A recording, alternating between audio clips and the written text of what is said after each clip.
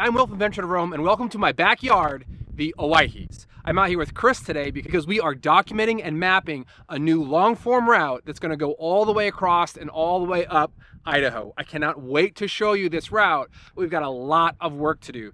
And today we are mapping a section that goes through the Owyhees, that crosses the Owyhee River, and showcases some of the best and lesser known places in the Owyhees. So let's go. We entered the Owyhees on dirt roads just outside of Adrian, Oregon, a small farming and ranching community that embodies true rural Oregon and Idaho. There's a border out there somewhere between states, but no one out here really cares much. We're all just neighbors doing our best to make a life, love our family, and enjoy the outdoors.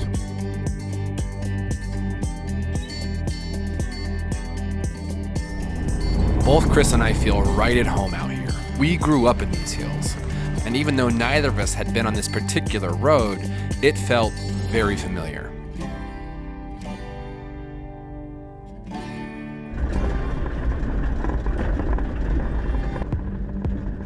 So we just started on this trail, and this is an existing trail on Onyx.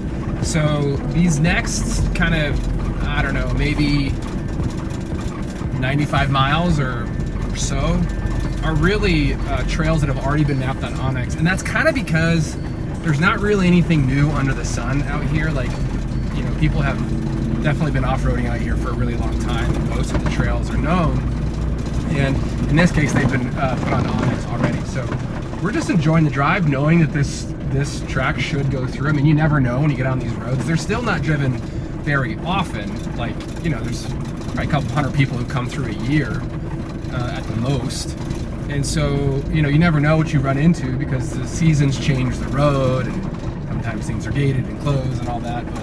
But we're making good time. We're heading for the river if we can get there. And so let's just make some dust and pick up some speed.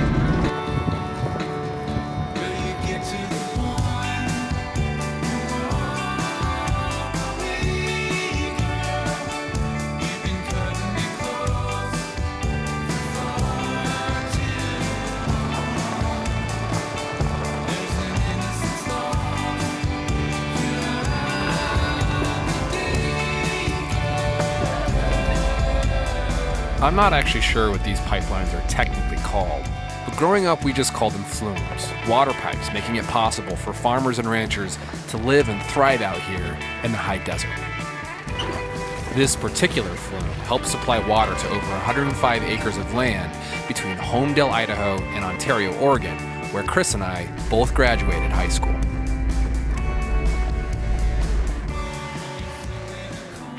Along the way, Chris spotted a mine or a root cellar in the side of the hill. He went to check it out, but growing up out here teaches you that some things are better left unexplored. So we moved on.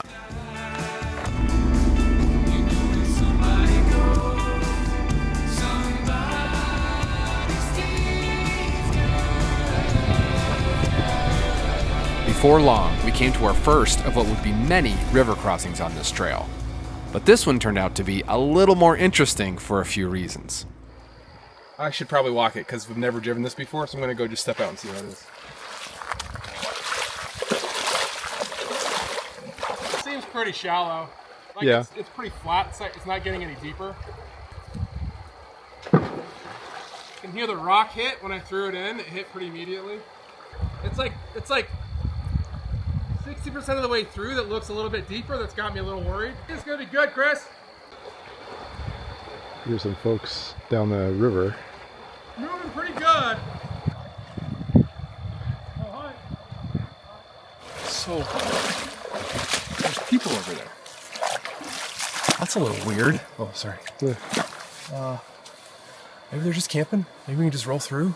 I think so. But, like, I can't see anything, which always just like weirds me. I'll say it time and time again. The thing that freaks me out the most about overlanding and camping is not the animals and wildlife. It's the people.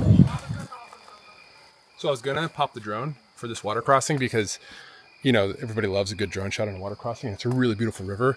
But Chris just reminded me of something. You know, if you're flying a drone over somebody that doesn't like it, or maybe they're doing something they're not supposed to, you know, you could be begging for trouble. So we're not going to drone this. We're just going to put cameras on the rigs and hopefully get some good footage that way, just in case.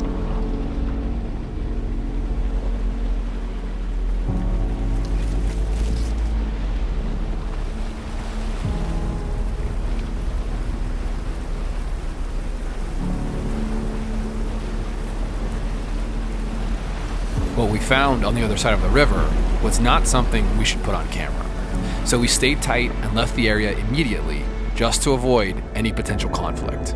We were now on the paved roads leading to the Owyhee Dam that I drove as a teenager many times, sometimes with friends, sometimes alone, just to get my head right. And as we approached the trail near the dam, we hit a burned area that reminded me of what a terrible and terrifying fire season we had this year. Not only did we lose thousands of acres of forest and rangeland, my family and my home also had a very close call. I was left to my own device.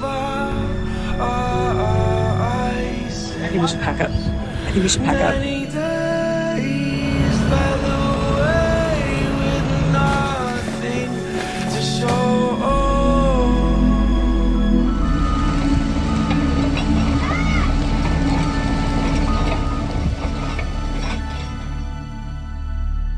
And the walls kept tumbling down in the city that we love. Great clouds roll over the hills, bringing darkness from above.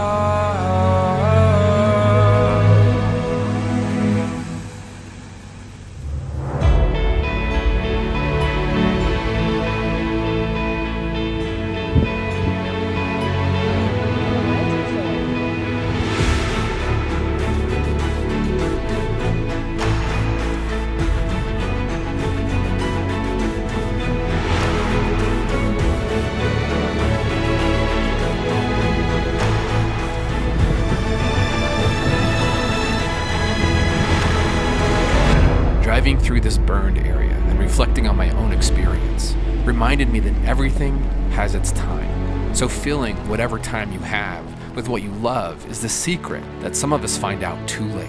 But it reminded me that being under the setting sun of the Owyhees with my best friend on an adventure is an excellent use of that time. I'll tell you what, sunsets in the Owyhees are incredible, and tonight was absolutely no exception. It was just beautiful. The sun's now down, and we're just getting just the kind of trace light from the sun that's turning the horizon orange. We drive along and look for a camp spot. You know, I'm just gonna keep driving until we see something. But man, oh man, there are a lot worse ways to spend a Friday night than driving around the Owyhees looking for a place to camp, I'll tell you that. All right, we made it to camp. We are along the Owyhee River. We found a spot. It's a spur road off the route, probably 10 minutes, 15 minutes off the route that comes down to kind of an inlet of the river. And so we're camping tonight on kind of riverbed, right next to the water, although you can't see it because it's so dark. So in the morning, we'll show you where we are, and I hope that it's really beautiful. We don't really know though. But for tonight, it's late. It's almost, I don't know, it's 9, 10 o'clock. I think we're just gonna put up the tents and call it a night. So see you in the morning.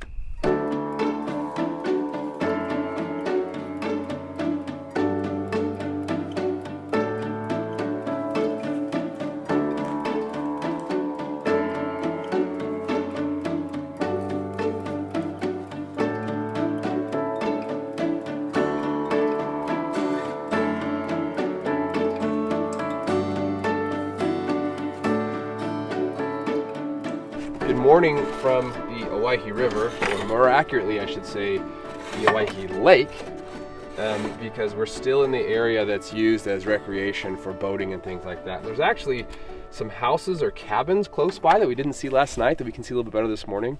But where we are is just on this little piece of dry river, essentially. I think probably in the spring this is covered in water, or parts of it is covered in water, and but it creates a nice little flat beach. And both Chris and I are thinking like, oh, we got to come back here with the kids and the family and like put the paddle boards out because the water's nice and still, and you know, when it's warmer, I think we would just have a great time hanging out of here. So, but today we're just gonna get back on the trail as soon as we can. So as we get this coffee made, we're gonna hit the trail and we're gonna keep moving forward because we got a lot of miles to cover today. we're really hoping to find a path from here to Birch Creek Ranch, which has been tricky because you have to cross the river 2 or 3 times to make that happen. And I'm not exactly sure where those river crossings are. So we're gonna go try to find those river crossings. Might be a little bit of wayfinding, a little bit of wading through the river.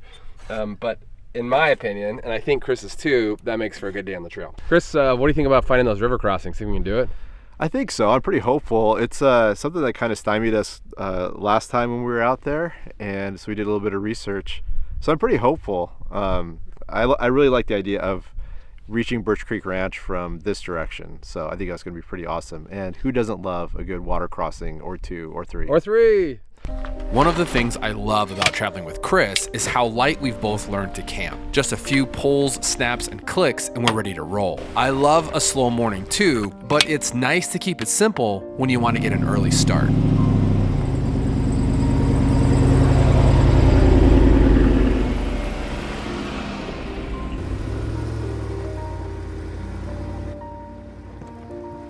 We were now climbing to get up and away from the lake, so we could find the trail to take us back to the water about 30 miles upriver.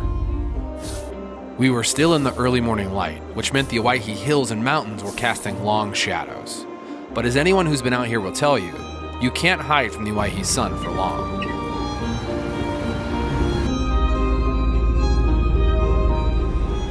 This terrain may seem like a barren wasteland to some, but to those folks I'd say, just look a little longer and harder at what's out here.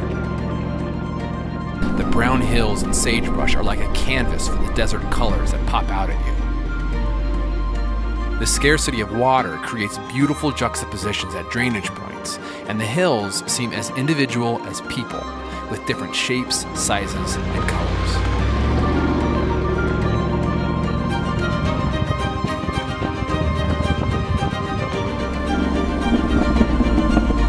Soon enough, we came to a plateau that ran parallel to the spires of Succor Creek Canyon about 15 miles to the east. This is one of the most famous parts of the Owyhees, and something that's beautiful to see, even from far away.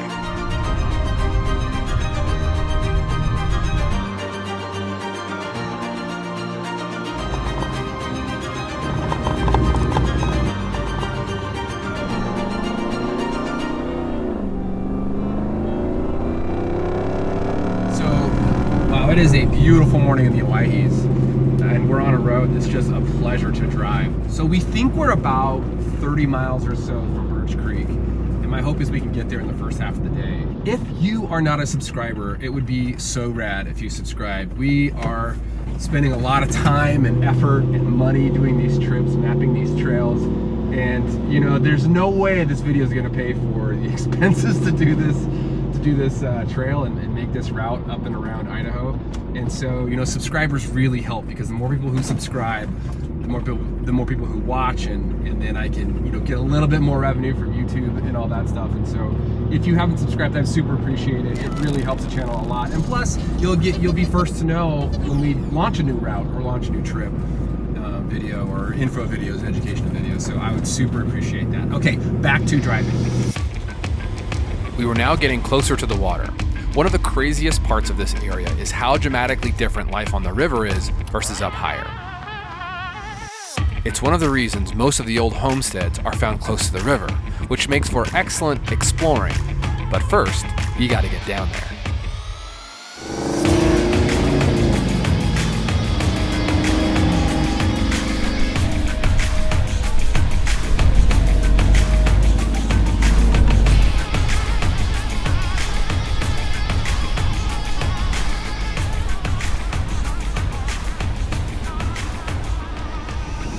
Well, we're about to drop down and meet the river again. I see a bunch of trees down there, so I think we're pretty close to the river. And then we'll try to... That was mud. Oh, I'm gonna roll up the window. Woo! Once we hit the river, we'll try to pick up the trail that leads us to Birch Creek, crosses the river a few times on the way to get there. And this is the piece of the trail that I'm probably the most nervous about. I'm not really sure exactly where to cross the river, so we're gonna have to do a little scouting. The area around the river is an oasis in the desert. Green trees everywhere and lots of undergrowth. It also made it hard to find the trail, And when I did, it was much different than I thought it would be. Yeah, just straight. You're just gonna crawl. Your front is about to start sliding down. Yeah, it's definitely gonna give away. Your back tires are starting to drop. Looking good, man. Oh, little fucker. Let's see if there's an easier way. Okay. So Chris, I said we should find an easier way, but you're saying you want to do the hard way. Yeah, I mean, we should probably find an easier way for a lot of the other folks that are going to be driving this route. But as of this moment, I want to take the hard way like you did. Let's do it. Got to represent the JKs. All the JKs of the world, unite. That's represent. Right.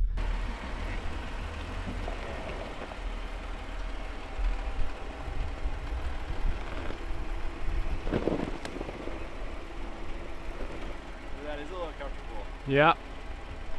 You're fine though. You're looking really good from here. Yeah. There you go. You're on the bottom now. Your back passenger's about to drop down. There it goes. Nice.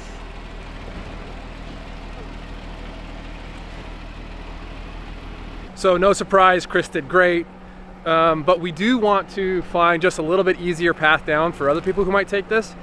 So Chris is driving behind me as I just kind of walk to look for an easier spot to jump down here. And I think I found it right here. Let's take a look. So Chris is gonna drive back down it just to show this is a much easier line, much easier road. This one's been driven more as well. So I think I just missed it. I think I just chose the wrong one. It was the fun option, but it was probably the wrong option. Oh yeah, easy peasy. Nothing to worry about there. That one feel a little easier, Chris? Yeah, that one's easy to drive. It's also kind of easy to miss, so Yeah. Keep your eyes open. Taking Chris's advice to keep our eyes open, we spotted an old abandoned truck and decided to stop and take a closer look. And boy, am I glad we did. So Chris spotted an old rusted out truck, which we cannot pass up. So we're gonna walk over and just take a look and try to figure out how this thing got stuck out here. An old school Dodge Power Wagon. Oh, Yeah, like look at the bed. Like this might be like a World War II surplus. oh, that's Power cool. Wagon. Yeah, like that the military used during World War II. I don't know. I could be wrong, but Well, I think we should go with that. yeah, it sounds great. Oh yeah, look at that, dude. Yeah, it's got the star on there and everything. That's 100% Allied forces. Yeah. How cool is that? Yeah. It's also kind of sad, you know, that it was probably, I don't know if it was used, you know, during the war, like if it saw combat or something, but for it to end up this way is kind of tragic. It is, man. But I'll tell you what, this is what the Owyhees will do to you. Yeah. If you're not careful, it's pretty easy to get stuck out here and there's no way out. Yeah, this is a cool find though. Sure, what do you think? Yeah, let's just check it out real fast. Well, this looks like maybe it's collapsed and someone's propped it back up.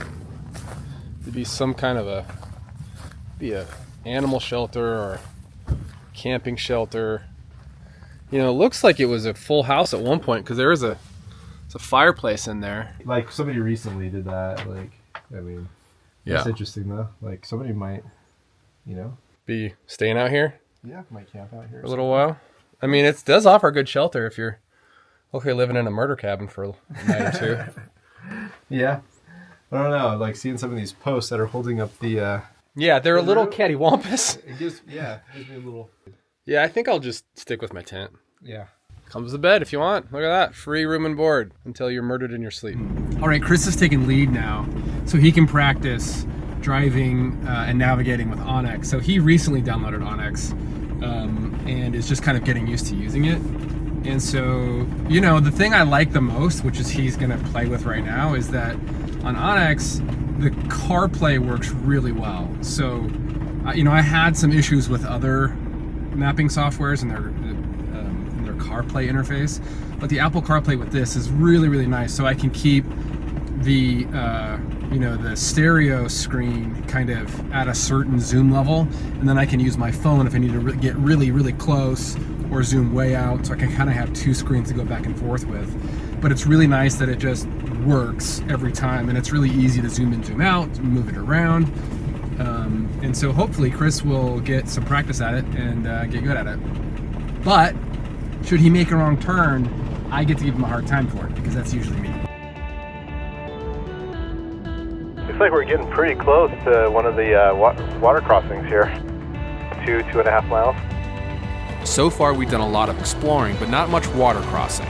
But that issue would be remedied soon enough. Did I mention how much fun I'm having? Yeah, man, me too.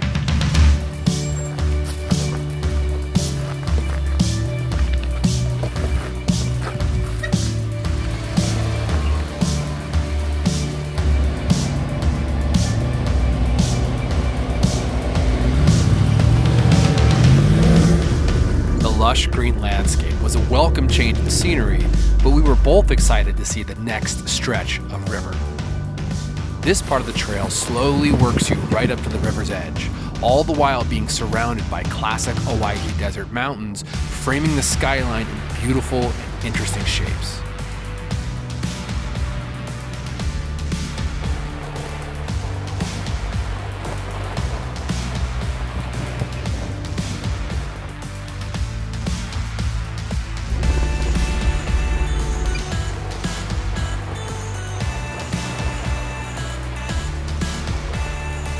And I think we're about 1,500 feet from the water crossing.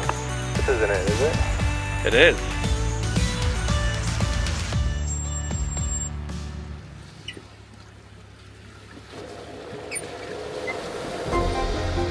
This crossing is wide and flat with relatively uniform rocks underneath that felt good under the tires.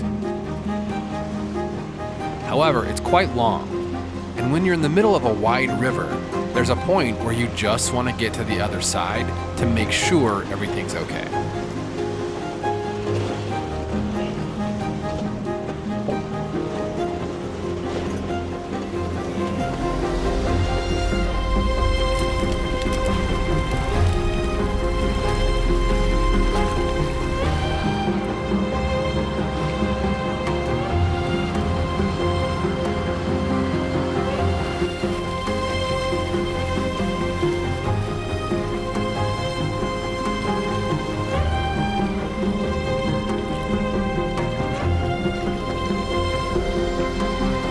This was the easiest of all the crossings, but now that we were on this side of the river, we had to find out how to get back across, and that was much easier said than done. So there's an old ranch out here. I think it's called the Hattie Ranch, and it's been explored by other YouTube channels. I think Jason from Primal Outdoors came out here, Donald from South Florida West. They did a trip out here where they visited this ranch. And so since we're here and we're kind of just out here scouting for a place to cross, we thought we'd come check the ranch out and see what it's like for ourselves.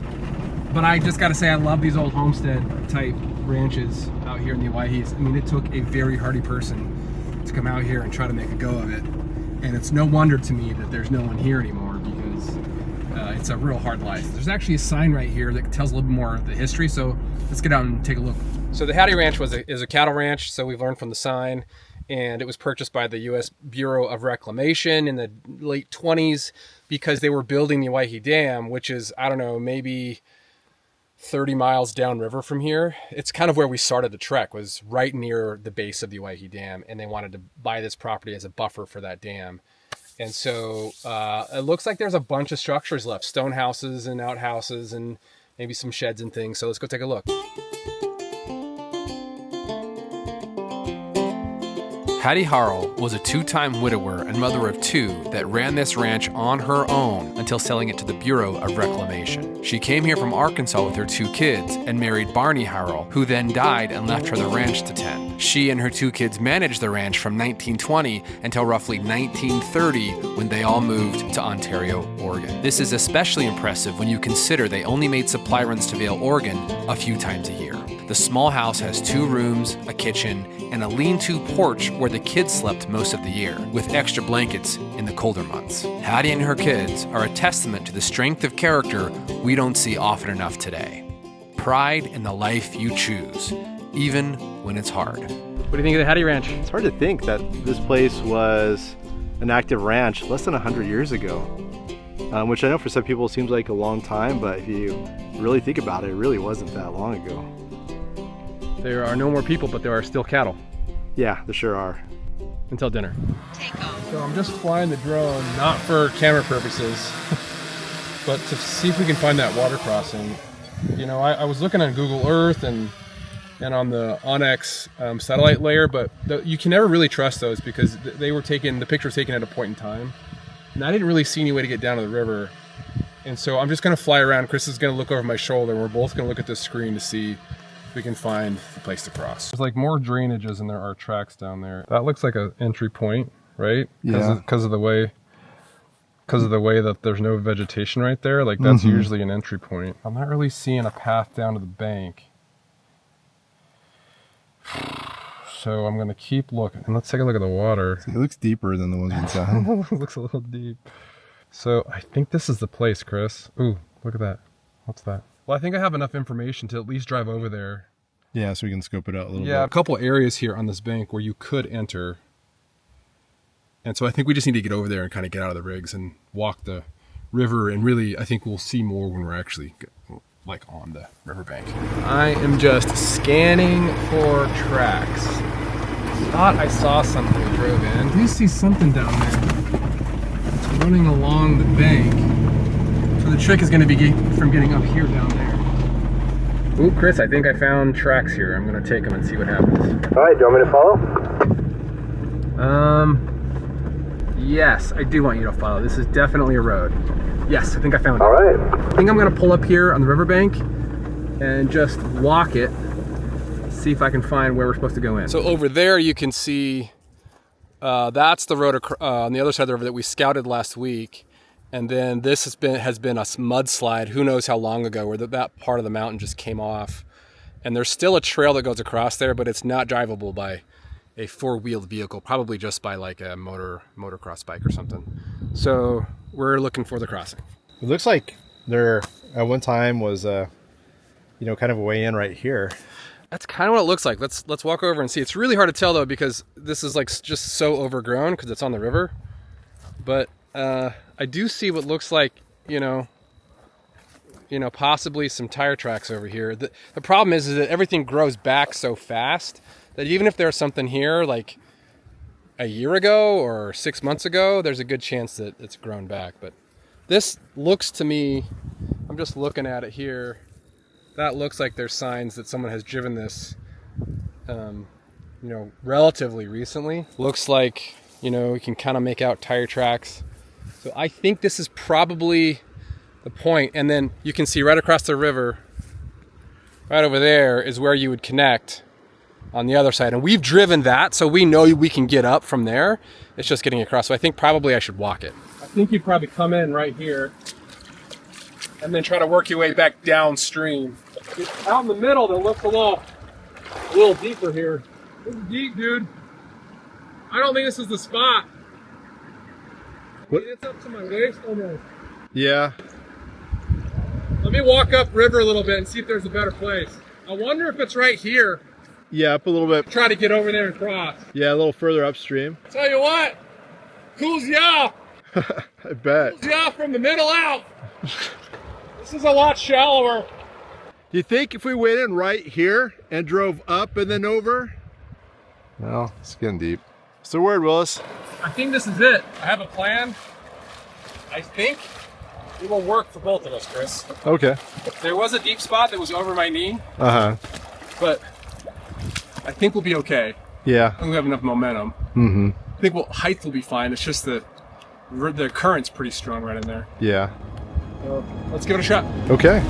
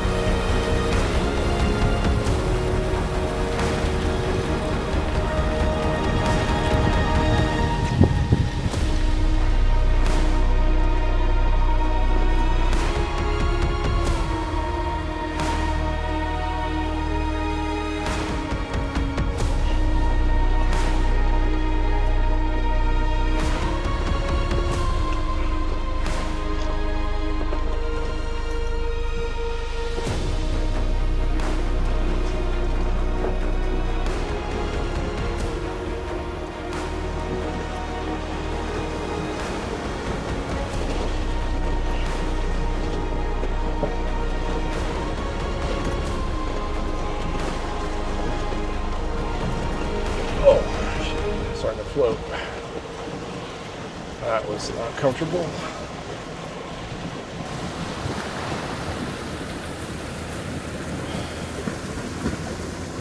Ooh, sigh of relief. Well, Chris made it across. There was a little deep section there that kind of knocked him off his path a little bit. Let's go talk to him. One section there that looked a little extra deep, and your rear got knocked around. You must have hit a rock. I did. I hit a rock, and it kind of bounced me up, and then I could feel myself floating. For a split second. So the current is what moved you, yeah. Oh, yeah. The current pushed me, and I was like, I had this moment of like, oh my God, what's going to happen? And then luckily I had enough forward momentum that I was able to hit some of the rocks on the shallows and just keep going. So yeah, if you're in like an unlifted vehicle, I don't think it'd be a good idea. No cross treks on this. No, they're very capable. But just not for not deep water crossings. Unless you come in like November, December, you know, and the flow's really low, it might be doable then. Yeah, but I would definitely walk it before trying it with something like that. Because like I said, even with 37s and a 4.5 inch lift, it would got a little uncomfortable. Well, truth is we got to cross the river one more time, and that's not a shallow crossing either. No, but it's one that we've done several times. Yeah. And it doesn't get quite as deep as this one, I don't think. Yeah. Close, but not quite. Well, let's go do it. Let's do it. So when Jason and Shy and Donald did this, they didn't really have good vehicles for tackling this terrain, and so they kind of did a lot of back and forth or down and back, and they tried one way and had to backtrack because it was too off camber or too narrow or too rocky or too sandy or too silty, and this is where having these Jeeps is a real advantage. Hey Will, don't forget we gotta pick up Elsha's shovel. Oh yeah, good point. Oh, I think I see the shovel. Our families had camped in this spot a week or so before this, and Chris's wife Elsha had forgot their camp shovel here. So not only was this a mapping trip, it was a rescue mission. And that particular mission was now accomplished.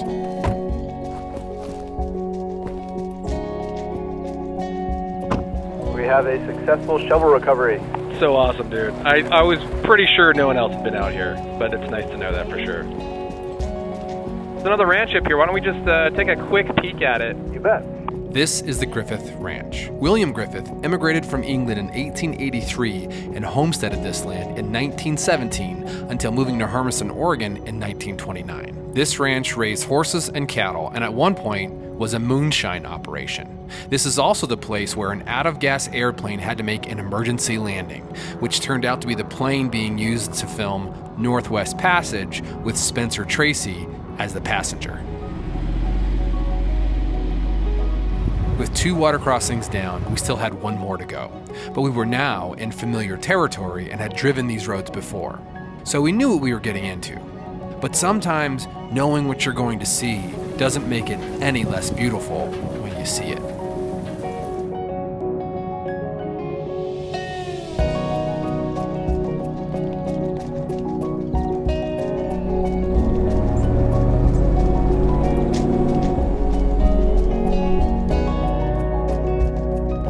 Before we knew it, we approached our last water crossing for the day, and with it, mapped a way to get from Adrian, Oregon to Birch Creek Ranch, something I wanted to do for a long time. Well, I can see Birch Creek Ranch from here. Will, you want me to just follow you across? Yep.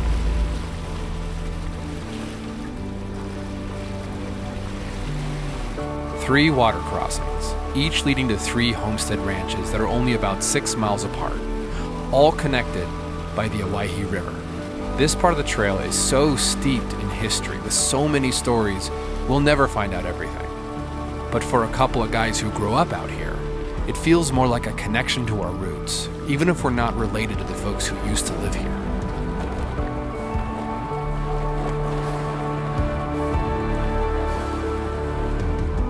Birch Creek is by far the most well-known of the 3 ranches, and rightly so. It's one of the most beautiful places in the Owyhees, is a center for recreation, and has a rich history with stories to tell. So we're driving through Birch Creek Ranch, and there's basically 2 properties here. And there was somebody who came from Virginia and built a ranch out here. and someone who was like a sheep herder, a Basque sheep herder.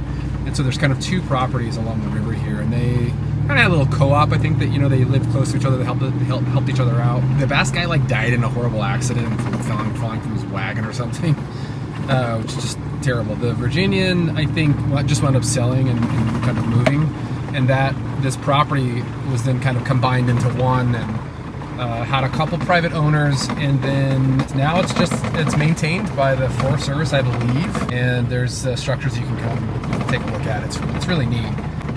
We're not going to stop on this trip. I have been through it many times, and I have videos on it, so if you want more history on this stuff and you want to see kind of all the structures and stuff, watch the video that's up above right now, and you can click right through to see a little bit more on Birch Creek. But for now, we're just going to keep this pretty drive going. We're going to climb out of the river and make our way towards Highway 95 and Jordan Valley, and then we're just going to keep going on the Owyhees up to Silver City. I cannot wait to get up there. It's been a while since I've been up there. I think it'll be fun to revisit it. So let's go. From here, we were headed up and out of the canyon. It's about 2,000 feet in elevation, and the road is fun to drive because while it's suitable for most vehicles, it has a mix of small water crossings, steep climbs, and varied terrain, all while putting the rhyolite and basalt rock formations the area is known for front and center as you drive.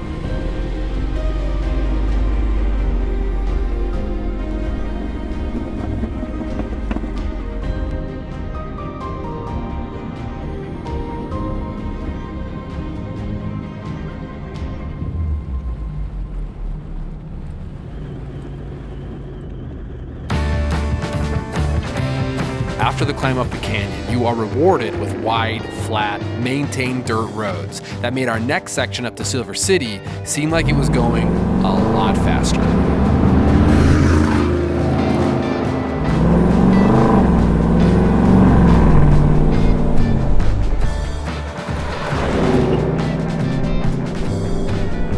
Will, are you wanting to go into Silver City?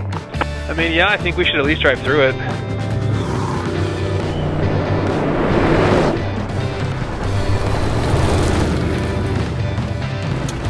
All right, so we're coming into Silver City, and I'm not going to get out and do a big tour. I've actually already made a pretty decent video on Silver City.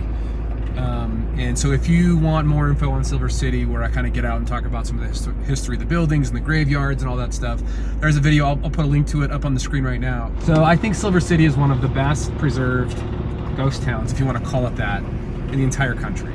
So it's right up there with like Bannock in Montana and Bodie in California. It's very well preserved. And part of the reason it's very well preserved is because people started moving back into Silver City. So what's happened is they declared the whole town National Historic District, and local folks have started buying these houses and restoring them back to the state that they were in. And they come up, and a lot of them come up for the summer. They have a caretaker in the winter. And so, you know, it is a ghost town, but it's also not a ghost town. I've been corrected on that many times. But in any case, we'll take a quick tour through the town and I'll show it to you. It's pretty great. Silver City was founded in 1864 and had 2 boom and bust cycles with the discovery of gold and silver in the nearby mountains. This boomtown was the county seat until 1934, after which point it was largely abandoned until the 1960s when it was rediscovered as a summer getaway for local residents. The Idaho Hotel is one of the major landmarks in the city, has been restored, and even offers rooms for the night if you'd like to stay. The Whatnot shop is also open for visitors looking to buy a memento. Getchell's drugstore has been largely restored, even though you can't get an aspirin there currently. The Summer Camp Saloon was a thriving business until its owner tripped and fell in a mine shaft, bringing both to an untimely end. The butcher shop was one of the longest running businesses in town, keeping everyone fed. The schoolhouse was built in 1892 and taught all grades until 1934. And the Lady of Our Tears Church was built in 1868 and still rings the bell and holds Catholic services. So while some folks will debate whether or not this is a real ghost town since people have moved back in, not many will argue that coming here is like walking back in time, giving you a sense for an Idaho boomtown in the 1800s. Well, should we head on over the other side of the hill? Sounds good to me.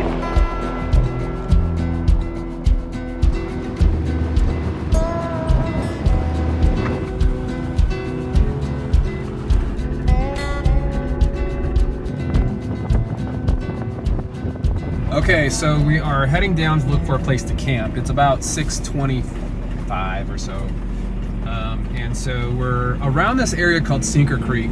The creek runs into a pretty deep canyon, and I don't really want to run it tonight. So we found a road that cuts over into the canyon. So we're going to take it over here and see if there's anything that we can find that looks like a good campsite that would maybe give us a view of the canyon from above, or I don't know, a view of anything really. I'll take anything at this point. I don't know. And I'd love to camp another night, but this isn't like the nicest place to camp. It's pretty well run through by side-by-siders, and right now there's a lot of hunters out glassing, scouting for deer. I think it's probably deer season coming up in a couple weeks. And so if we can find a nice, like really nice kind of private spot, maybe we'll stick around. If not, we'll talk about maybe calling it a day, calling this part of the route documented and mapped, and going to get a beer someplace or something like that. We'll see. Both are great options in my mind. Whew. How about this for a place to camp? Right on a cliff. Yikes.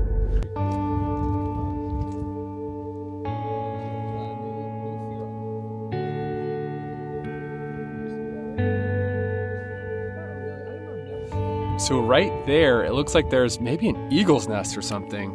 Definitely a nest. It's huge though, so I don't know, maybe a condor, or I don't know if we have condors here.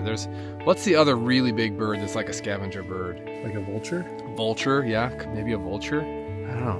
Could be an eagle. It's pretty hot for an eagle though. Like this is a hot area for eagles. So we're just talking about what we're gonna do tonight. And we found some Pringles. We found a little bit of bourbon. Just sit here and enjoy the view. And it's spectacular. I mean, this is spectacular. This is as good as any canyon we have in Idaho. This is just as cool as Succor Creek. Oh yeah. Well, I was just going to compare it to Succor Creek too. So I mean, you kind of were reading my mind. Except that down below, I don't see like any campgrounds. I doubt that there's any chance that folks are going to get their campers down there. No way, dude. That's Succor Creek, man. There's no way. Like it's side-by-side territory down there.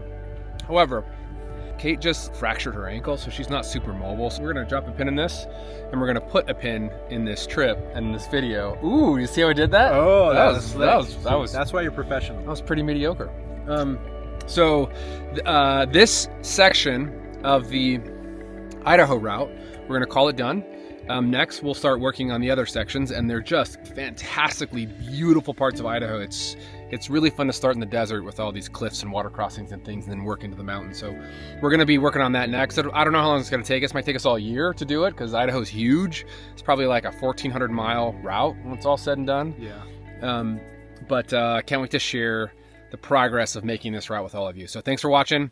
Until then, I'm Will from Venture to Rome. See you next time. And that's Chris.